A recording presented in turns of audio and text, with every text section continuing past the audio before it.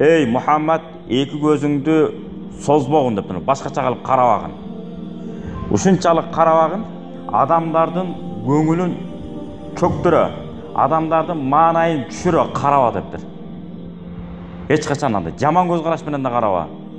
Қарасаң да райым көзқарашпен қара, жақсы көріп қара деп. Бұл мұсылманның сыпаты екен. Анан үңірейіп, дайым айтып келеміз. Үңірейіп, өтіп кіріп келатқан адамды ал нары қарамайынша мен қарап тұрып беремін деп мынаны қарап алған адамдар бар ғой. Кейде машиначан кетіп отқанда дағы тіктеп еле қарап тұрып бересіз де. Осы кезде ассаламу алейкум деп қош керек та. Анан алейкум ассалам дейді. Басқа ештеңе дей албайды. Ыңғайсыз болады.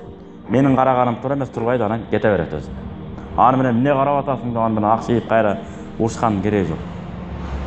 Бұл ал маданиятының төмендігін көргөзіп отқан. Ешқашан бір адамды тешектік демеш керек. Танып атам оқшош тұрып біреуге. Ушул менің туғаным болып жүрген бір жерде көрдім эле деп, мындай көпкө чейин тиктесем, ал башка маселе. Ошондо деле айтып коюш керек.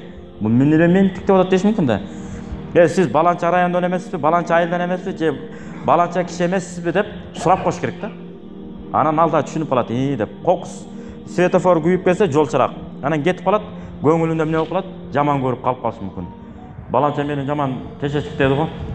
Колуңан келсе, колуңа эмне келет эле дегендей кылып депчи.